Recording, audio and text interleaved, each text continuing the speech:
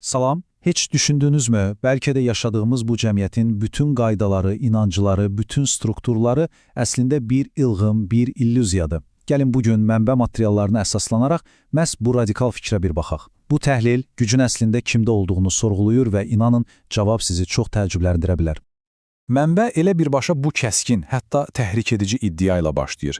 Amma primitiv deyəndə texnoloji geriliyi nəzərdə tutmur, yox. Söhbət dəyişməyə dirənən, köhnəlmiş inanclara və qorxuya əsaslanan o sosial strukturlardan gedir. Yaxşı, bəs bu diaqnoz nə dərəcədə doğrudur?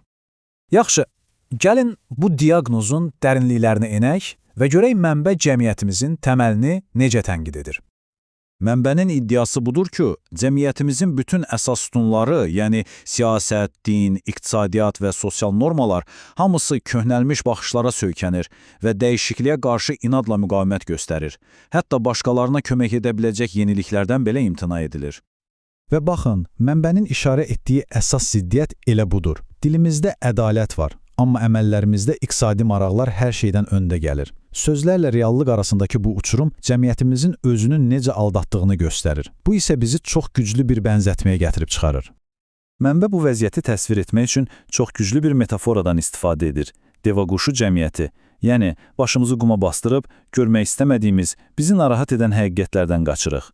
Yaxşı, bəs bu cəmiyyəti bir arada saxlayan qanunlar necə? İndi isə gəlin bizim yaratdığımız qanunlarla daha fundamental, daha təbii bir qanun arasındakı fərqə baxaq. Baxın, burada iki tamamilə fərqli qanun anlayışı var. Bir tərəfdə bizə öyrədilən, güclə tətbiq edilən və itaətə məcbur edən qaydalar. Digər tərəfdə isə heç bir məcburiyyət olmadan təbii şəkildə riayət etdiyimiz qanunlar. Məsələn, bir ananın övladını qoruması kimi. Heç kim ona bunu qanunla öyrətmir, düzdür? Bu, daxildən gələn, anadan gəlmə bir həqiqətdir. Deməli, mənbəyə görə cəmiyyətimizin primitiv olmasının bir səbəbi də elə budur. Biz təbiətimizə zidd olan məcburi qanunlarla yaşayırıq. Əsl qanun isə güc tətbiq etmir, çünki o onsuz da bizim içimizdədir. Yaxşı, bəs bu daxili həqiqəti bu qədər səsküylü dünyada necə tapmaq olar? İndi isə gəlin diqqətimizi mənbənin həqiqətin harada tapıla biləcəyi ilə bağlı fikirlərinə yönəldək və cəmiyyətin o səsküylü qurumlarından bir anlıq uzaqlaşaq. Bu, həqiqətən də çox maraqlı bir müqayisədir. Mənbə deyir ki, bəziləri ancaq ortada heç bir nəticə olmayanda danışır. Digərləri isə, yəni alimlər və həqiqətin özü, yalnız əllərində göstərəcək bir şey olanda danışır. Başqa sözlə, həqiqət deyilən bir şey deyil, göstərilən bir şeydir. Mənbənin fikrincə, əsl həqiqət sözlərdə yox, sükutda tapılır. Çünki danışmaq, müzakirə etmək, bunlar hələ də axtarışda olduğun deməkdir. Amma həqiqəti tabanın artıq nə isə sübut etməyə, təbliğ etməyə ehtiyacı qalmır. Bu, sözlərlə ifadə edilməyən, sadəcə hiss etdiyin daxili bir əminlikdir. Yaxşı, bütün bu diaqnozlardan sonra ağla tək bir sual gəlir. Əgər sistemlər qüsurludursa, liderlər nəticəsiz danışırsa, bəs bütün bu xaosun, yoxsulluğun, müharibələrin günahkarı kimdir? Məsuliyyət kimdədir? Bax, mənbənin bu suala verdiyi cavab bütün hekayəni alt-üst edir. İndi isə gəldik təhlilimizin bəlkə də ən güclü və qəbul edilməsi ən çətin olan hissəsinə. Və budur mənbənin cavabı. Çox sadə və birbaşa. Yaradıcı sizsiniz. Bəli, düz eşitdiniz. Heç bir kənar qüvvə, heç bir hökumət, heç bir tanrı yox. Bütün bu reallığın, həm yaxşısının, həm də pisinin yeganə yaradıcısı məhz sizsiniz. Bu, bütün məsuliyyəti birbaşa bizim çiynimizə qoyan çox cəsarətli bir iddiadır. Və bu, bəlkə də ən çətin qəbul edilən hissədir. Şikayətləndiyimiz o primitiv cəmiyyəti, o ədalətsiz sistemləri əslində elə özümüz yaratmışıq. Mənbə deyir ki, biz həm məhbusuq, həm də o həbsxananın memarıyıq. Yaxşı, bəs bu necə olur? Bu yaradılış prosesi necə işləyir? Mənbəyə görə proses 3 mərhələdən ibarətdir. Birincisi, azadlıq. Yəni sizə istədiyiniz reallığı xəyal etmək və seçmək gücü verilib. İkincisi, düşüncə.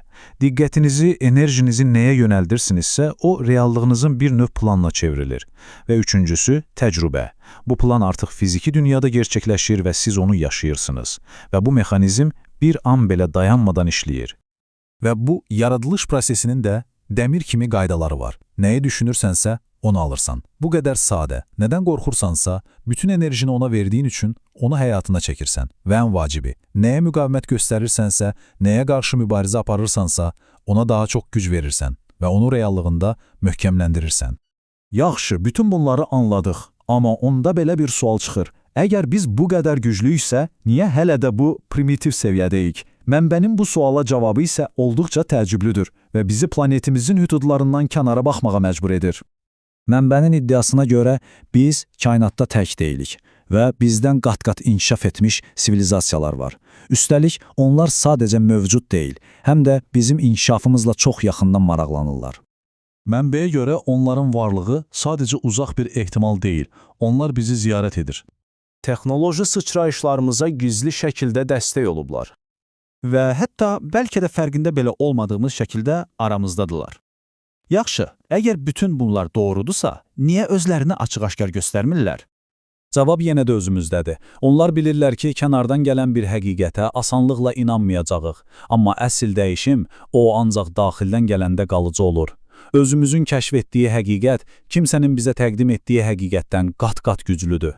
Və bu da bizi son və ən vacib suala gətirib çıxarır. Bütün bu təhlildən sonra, bütün gücün sizin əlinizdə olduğunu anladıktan sonra, indi seçim sizindir. Yaradıcı olduğunuzu bilərək, indi nə yaradacaqsınız? Bu primitiv cəmiyyəti davam etdirəcəksiniz, yoxsa tamamilə yeni bir reallıq quracaqsınız? Unutmayın, gələcək hələ yazılmayıb və qələm sizin əlinizdədir.